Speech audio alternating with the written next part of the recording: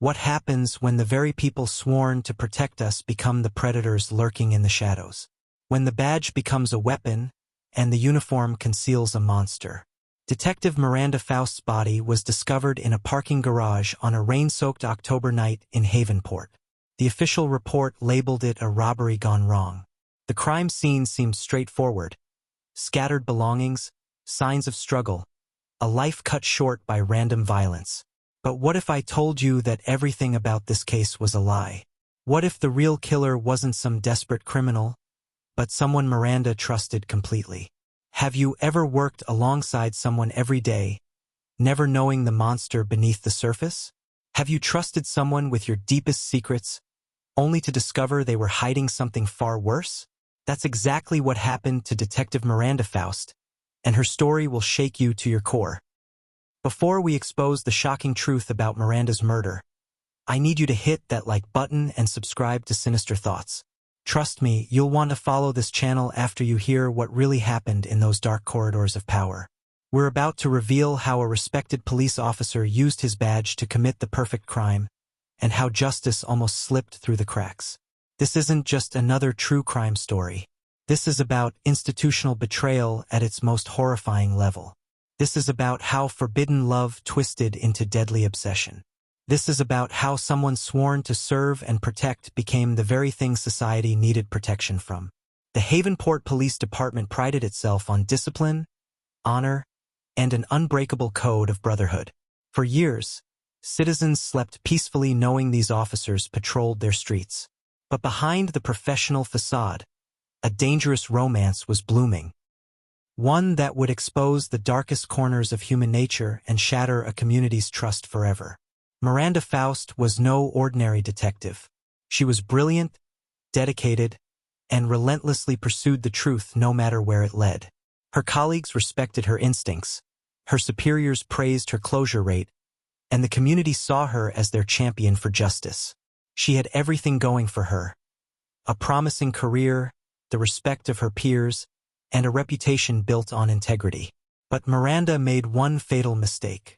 She fell in love with the wrong person, someone who would use her trust against her, someone who would manipulate their professional relationship to hide the most heinous betrayal imaginable.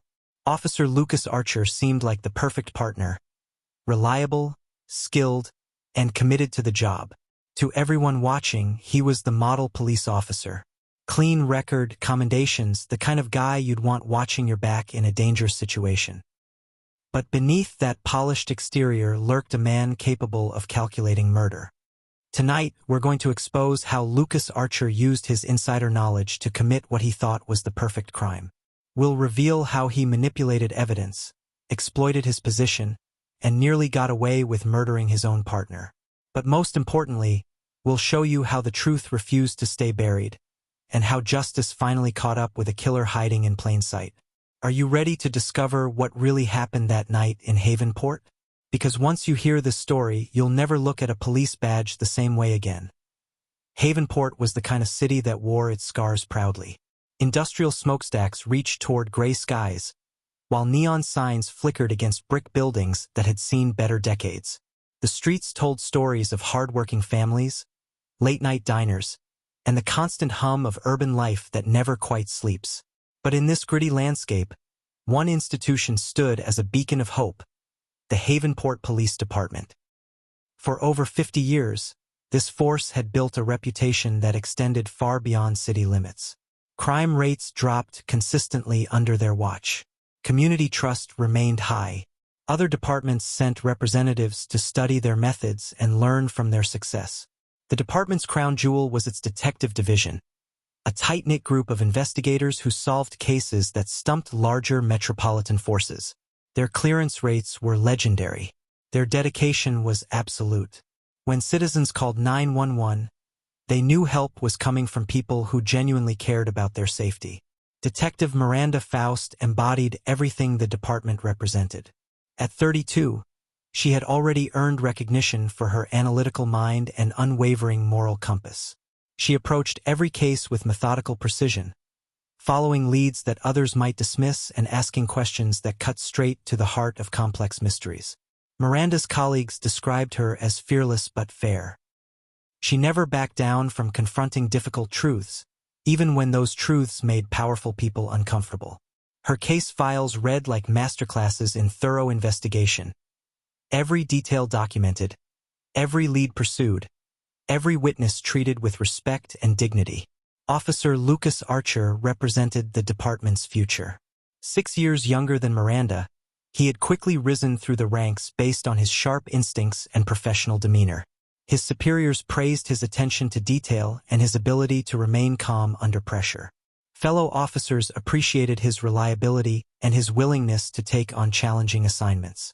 Lucas came from a family of law enforcement professionals. His father had served 25 years before retiring with full honors. His uncle commanded respect in the state police. Lucas felt the weight of that legacy every time he put on his uniform, and he was determined to uphold the family tradition of service and sacrifice. On paper, Miranda and Lucas made the perfect investigative team. Her experience balanced his enthusiasm. His fresh perspective complemented her established methods. Their partnership produced results that impressed even their most demanding supervisors. But appearances can be deceiving. Behind the professional handshakes and case briefings, something dangerous was taking root. The very qualities that made them excellent officers, their ability to read people, their skill at keeping secrets, their comfort with high-stakes situations, would soon become weapons in a game neither of them fully understood. The stage was set for a tragedy that would expose the fragile line between those who protect and those who destroy. Late shifts have a way of breaking down barriers that daylight keeps firmly in place. When most of the department had gone home to their families, Miranda and Lucas found themselves alone in the bullpen, surrounded by case files and the soft hum of computers that never sleep. It started innocently enough. Shared coffee during overtime hours. Quiet conversations about difficult cases that kept them awake at night. The kind of professional camaraderie that develops when two people face the same dangers and carry the same burdens. But somewhere between discussing witness statements and analyzing crime scene photos, their conversations shifted. Lucas began sharing stories about his childhood, his fears about living up to his family's legacy. Miranda opened up about the pressure she felt as one of the few female detectives in a male-dominated profession. These weren't the conversations they had during daylight hours, when colleagues filled the office and supervisors monitored every interaction. These were the raw, honest moments that happen when exhaustion strips away professional facades and reveals the vulnerable people underneath. The first time Lucas touched Miranda's hand, it was to comfort her after a particularly brutal case involving a child victim. His fingers lingered longer than necessary, and neither of them pulled away. That simple contact ignited something neither had expected, a connection that went far beyond professional respect. Their next few encounters carried an electric tension that made ordinary tasks feel charged with possibility. Standing close while reviewing evidence. Accidental brushes in narrow hallways. Eye contact that lasted just a moment too long to be purely professional.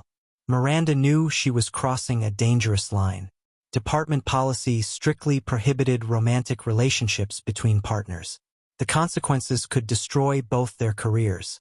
But the attraction felt stronger than logic, more compelling than caution. Lucas was fighting his own internal battle. He'd always prided himself on following rules, maintaining boundaries, doing the right thing. But Miranda represented something he'd never experienced.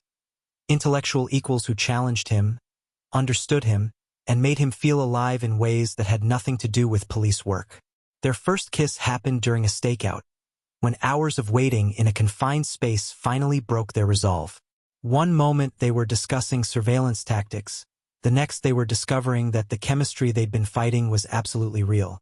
From that night forward, their relationship existed in stolen moments. Empty interrogation rooms during shift changes.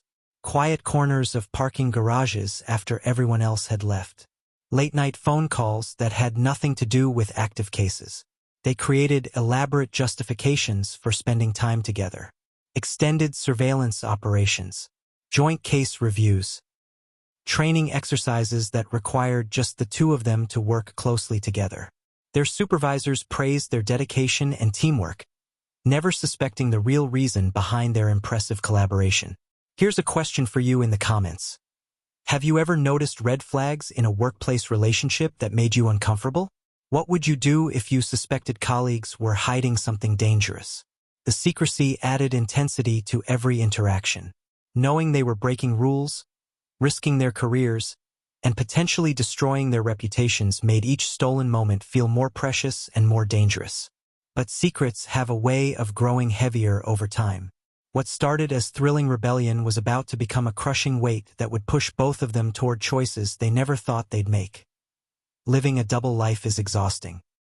What started as thrilling secrecy between Miranda and Lucas gradually transformed into a constant state of hypervigilance that wore down their nerves and clouded their judgment.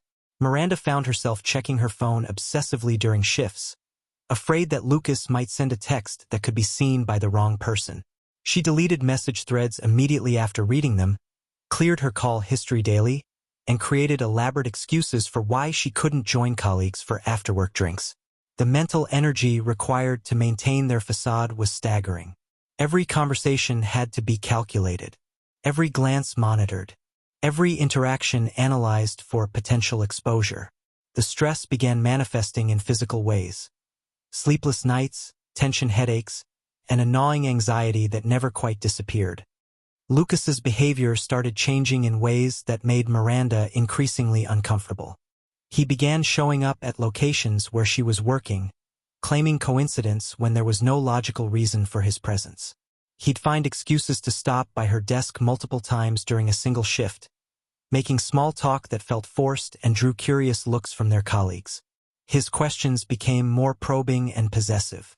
He wanted to know details about her cases that didn't involve him.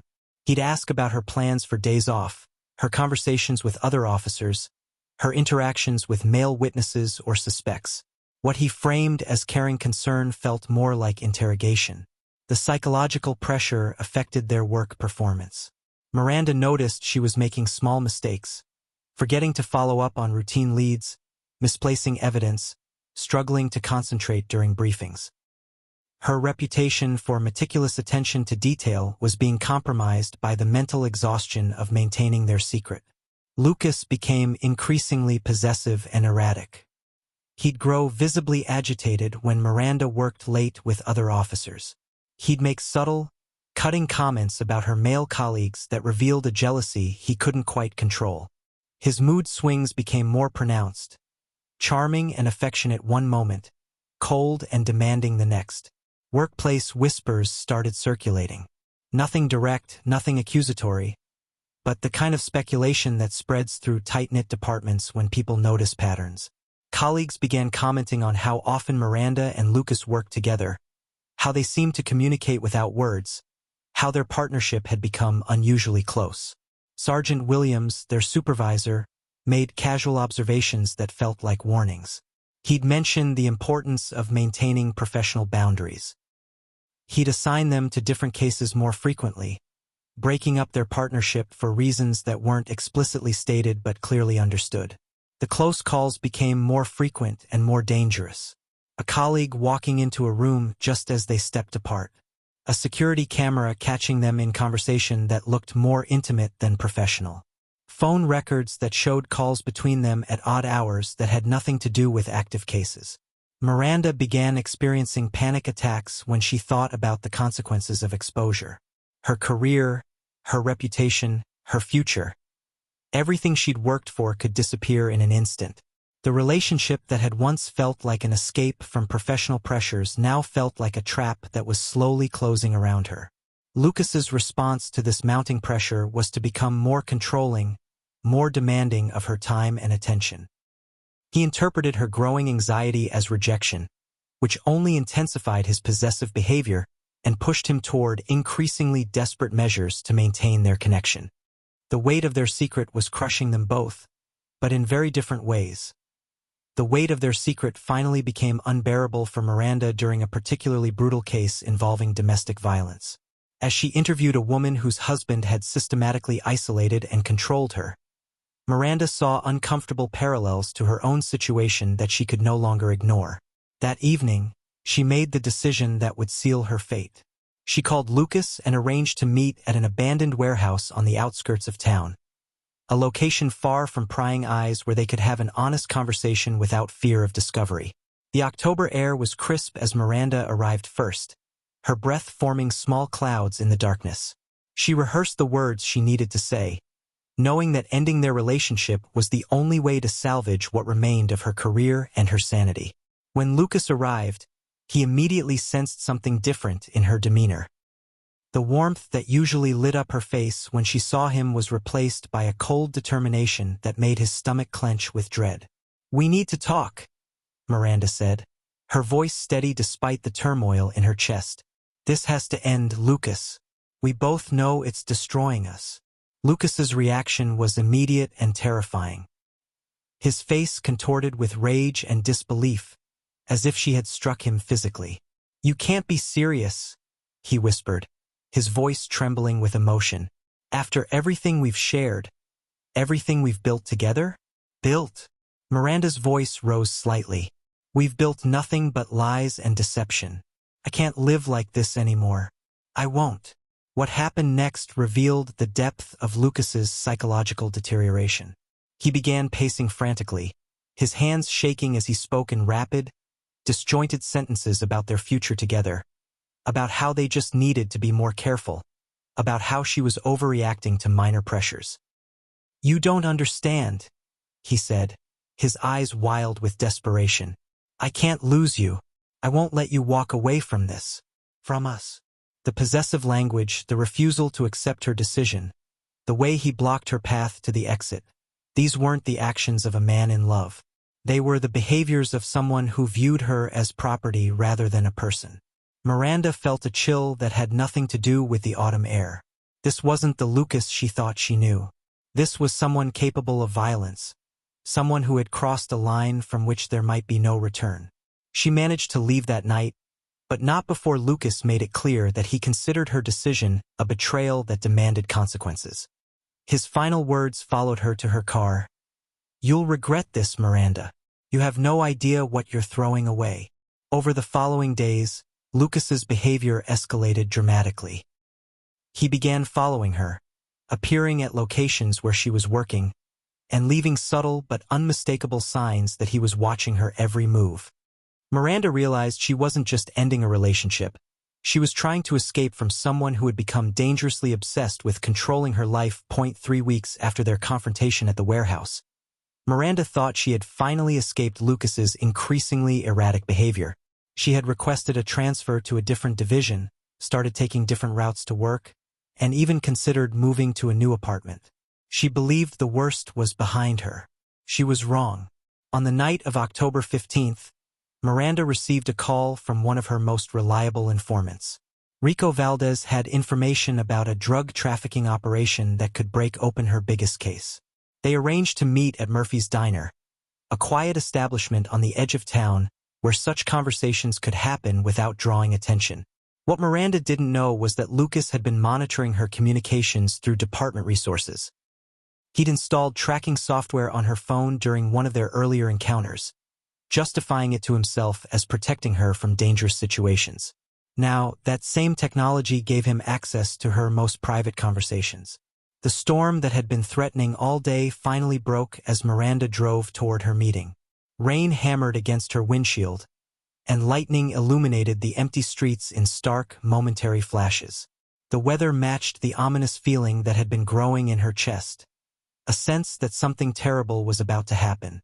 Lucas had been waiting in the diner's parking lot for over an hour, his patrol car hidden behind a delivery truck.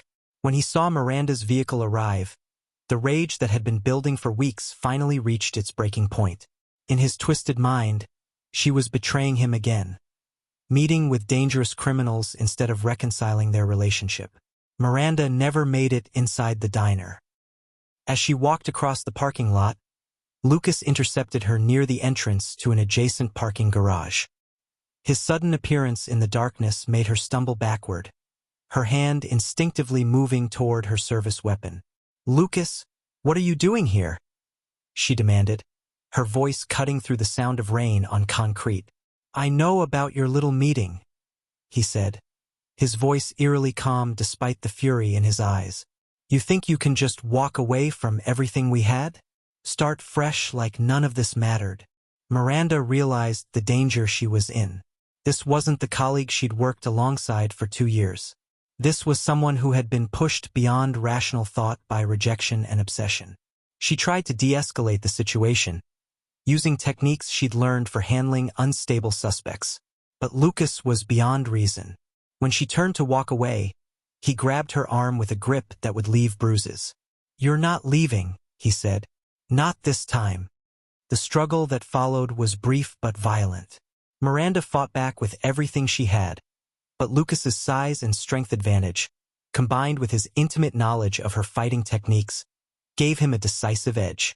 In the shadowy confines of the parking garage, with rain drowning out any sounds that might have brought help, Lucas wrapped his hands around Miranda's throat. She clawed at his face, leaving scratches that would later become crucial evidence, but her strength was fading rapidly. Miranda's final moments were filled with the horrible realization that she was going to die at the hands of someone she had once trusted completely. The man who had sworn to protect and serve had become her executioner. When it was over, Lucas stood over her body in the rain, his chest heaving with exertion and adrenaline. The magnitude of what he had done hit him like a physical blow, but his police training kicked in almost immediately. He had committed murder, but he also knew exactly how to cover it up. The storm continued to rage as Lucas began the most important performance of his life, transforming from killer to grieving colleague, from perpetrator to first responder. Standing over Miranda's lifeless body in the rain, Lucas's mind shifted into a terrifyingly methodical mode. Years of training in crime scene analysis now became his blueprint for deception. He knew exactly what investigators would look for, which evidence would be crucial, and how to manipulate the scene to support a false narrative. His first priority was creating the illusion of a robbery gone wrong. Lucas rifled through Miranda's purse, scattering its contents across the wet pavement. He removed her wallet, keeping the cash but leaving the credit cards, a detail that would suggest the killer had been interrupted before completing the theft. Next, he carefully arranged Miranda's body to suggest she had been attacked from behind by a stranger. He moved her service weapons several feet away, making it appear she had tried to defend herself but failed to draw it in time. The positioning had to be perfect. Too obvious would raise suspicions, too subtle might be missed entirely. Lucas used his knowledge of forensic procedures to obscure crucial evidence. He wiped down surfaces he had touched, being careful to leave some of Miranda's fingerprints while eliminating his own. He scattered debris around the scene to create multiple footprint impressions that would confuse investigators trying to determine how many people had been present. The storm worked in his favor, washing away potential DNA evidence and making it difficult for forensics teams to collect samples. But Lucas wasn't relying on luck alone. He created false evidence trails by planting Miranda's phone in a location that suggested the killer had fled in the opposite direction from where Lucas would claim to have been. His police radio crackled with routine calls throughout the night, providing him with an electronic alibi. He had been careful to respond to minor incidents during his shift, creating a documented timeline that would place him far from the murder scene when Miranda died. The most crucial element of his cover-up was his own performance. Lucas spent precious minutes preparing his emotional response, rehearsing the shock and grief he would need to display when Miranda's body was discovered. He practiced the questions he would ask, the concerns he would raise, and the theories he would suggest about potential suspects. When Lucas finally radioed in the discovery of Miranda's body, his voice carried exactly the right mixture of professional composure and personal devastation. He reported finding her during a routine patrol, claimed he had been investigating suspicious activity in the area, and immediately called for backup and medical assistance. His initial statements to responding officers were masterfully crafted. He mentioned seeing a suspicious vehicle leaving the area earlier in the evening, a detail that would send investigators searching for a phantom killer. He expressed concern about Miranda's recent cases, suggesting she might have been targeted by someone with a grudge against the department. Share this video with someone who needs to hear about the warning signs of workplace obsession. Your share could help save a life. Lucas's insider knowledge of police procedures allowed him to anticipate every step of the investigation. He knew which questions would be asked, which evidence would be prioritized, and how to position himself as a helpful witness rather than a potential suspect. For the first few days, his plan worked perfectly. The investigation focused on external threats, random crime, and potential connections to Miranda's caseload. Lucas played the role of grieving colleague flawlessly, even volunteering to help with the investigation while secretly ensuring it stayed on the wrong track. Detective Vincent Morales had worked homicide for 15 years, and something about Miranda Faust's murder didn't sit right with him. The scene looked textbook perfect, too perfect for a random robbery gone wrong. His instincts, honed by years of solving complex cases, told him there were layers to this crime that the initial investigation had missed.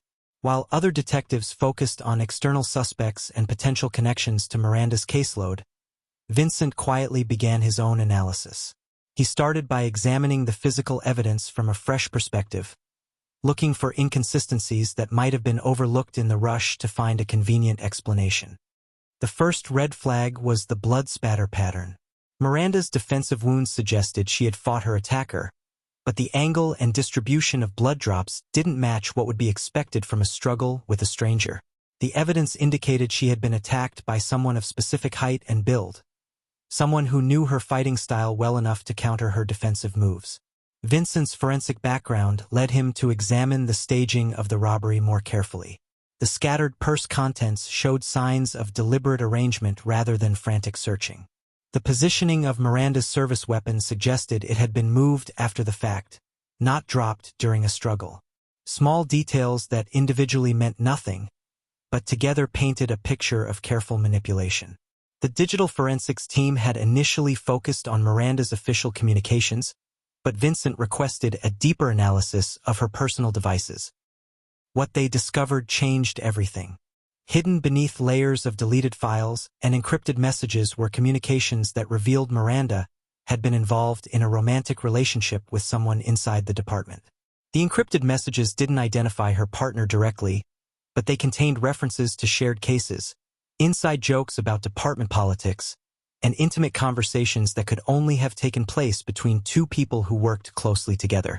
The timeline of these communications showed a relationship that had begun months earlier and had recently become strained. Vincent cross-referenced the message timestamps with duty rosters and case assignments. The pattern that emerged pointed to someone who had consistent access to Miranda's schedule, someone who knew her movements and routines intimately. The pool of potential suspects was smaller than anyone had initially realized. The breakthrough came when Vincent examined the department's evidence locker access logs. Someone had checked out specialized chemicals used in crime scene reconstruction just days before Miranda's murder. The same chemicals that forensics had detected at the murder scene, chemicals that would have been used to alter blood spatter patterns and obscure DNA evidence. Only a handful of officers had access to these materials, and each access was carefully logged and monitored. When Vincent traced the specific batch numbers, he discovered that the chemicals had been signed out under Miranda's own authorization, an authorization that had been processed electronically using her department credentials. The implications were staggering. Someone with administrative access to department systems had used Miranda's own credentials to obtain the materials needed to stage her murder scene. This wasn't a random crime or even a simple case of workplace violence. This was a calculated murder committed by someone with intimate knowledge of police procedures and forensic investigation techniques. Vincent's investigation intensified as he realized he was dealing with a killer who understood exactly how the system worked. Phone records revealed patterns of communication between Miranda and an unidentified contact that stopped abruptly 3 weeks before her death. Security footage from department parking lots showed conversations between Miranda and a male colleague that appeared more personal than professional. The net was closing, but Vincent knew he had to be careful. If his suspicions were correct, the killer was still working within the department, still had access to sensitive information, and was probably monitoring the investigation's progress. Internal Affairs was quietly notified, and a parallel investigation began. The blue wall of silence that traditionally protected officers from outside scrutiny was about to be tested from within. The evidence against Lucas Archer had become overwhelming. On a cold February morning, For months after Miranda's murder, internal affairs officers arrived at his home with an arrest warrant.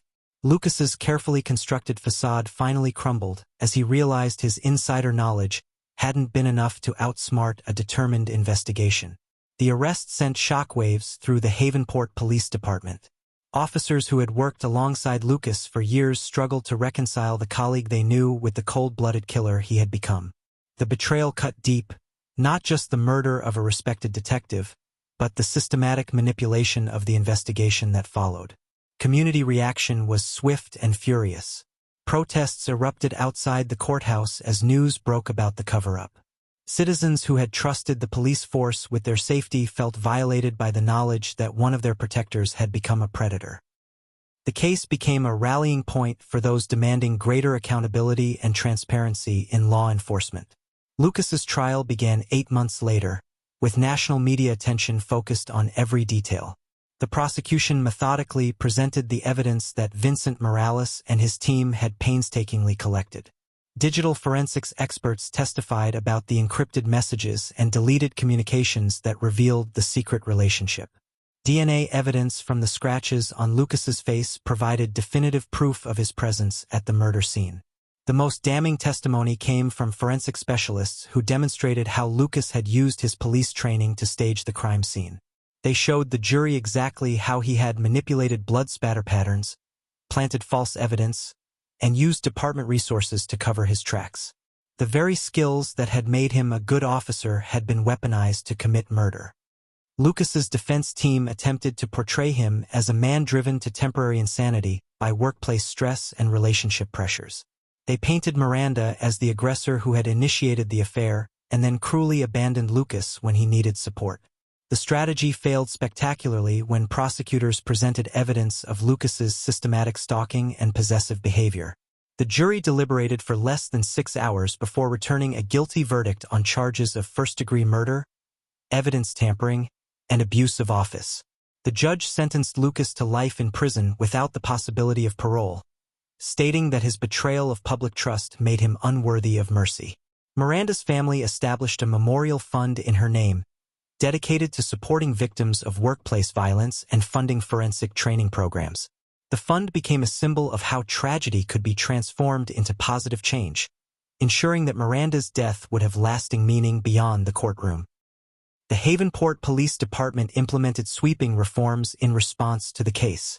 New protocols required regular psychological evaluations for officers, mandatory reporting of suspected inappropriate relationships, and independent oversight of internal investigations.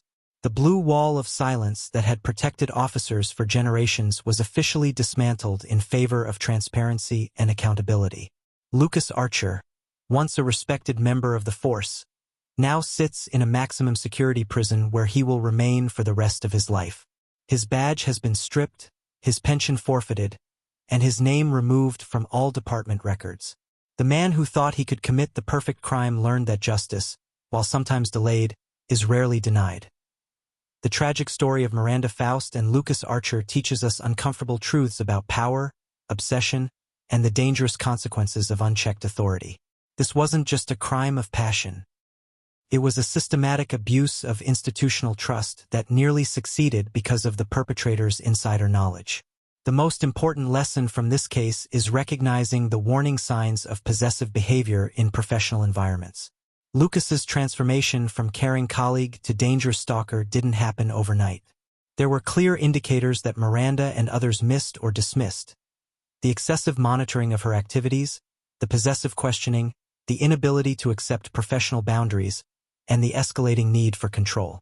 Mental health support in high-pressure careers cannot be optional. Police officers face trauma and stress that would break most people, yet many departments still treat psychological wellness as a sign of weakness rather than a necessity. Lucas's deteriorating mental state was visible to those who knew what to look for, but the culture of silence prevented intervention before tragedy struck.